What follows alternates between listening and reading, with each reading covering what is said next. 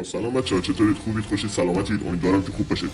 نگاه، برای اینکه این اسکین سسلیو رو بخوایم بگیریم من چقدر روش هزینه کردم. تقریبا میشه گفت یه چیزی در حدود 60-70 یورو من روی این هزینه کردم اینو بتونم بگیرمش. خب بعد ارزشش رو داشته یا نداشته. حالا من تو ویدیو بعدی میذارم ببینید شما که بازی کردن مثلا ارزش داره همچین اسکین رو بخوای اینقدر روش هزینه کنی، پول بدی، انرژی مصرف کنی و آخرش هم نگاه کنی ببینی اصلا اونی که می‌خواستیم نبوده. متوجه 180 یورو تقریبا. البته خوشگله، خیلی قشنگه، ولی خب هزینه‌ای که بابتش پرداخت شده انگار که یکم بالاتر از اون چیزیه که باید میبوده.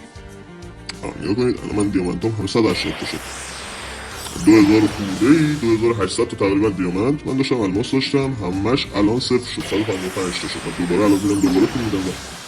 خب 2000 خورده ای دیامانت در حدود 50 یورو میشه. اوکی، ببینید که اصلا انگار اصلا بالا نمیره. 1200 تا از این چیزاش ما بگیریم تا بتونیم اسکینشو بگیریم، آزاد کنیم اسکینشو. خب ببینیم چی میشه. سسلیون میج فعلا که 716 تا 1200 تا خیلی ما هنوز کار داریم. برو بریم دوباره دیامانت و الماس بخریم، پول بدیم، پول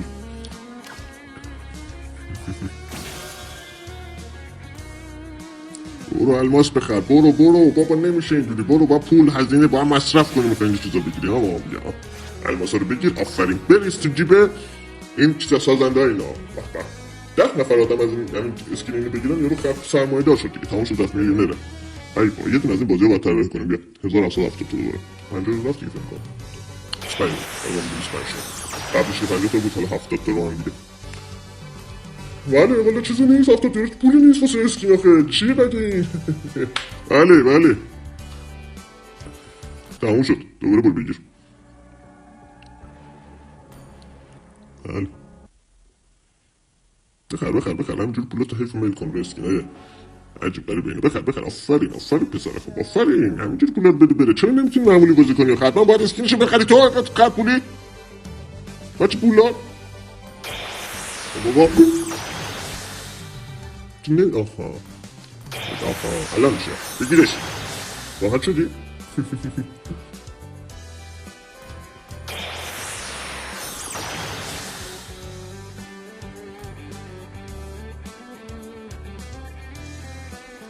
بله 370 رو بابت این آقا لباسش عوض کرده. ما با پول بدیم بخریم اینو.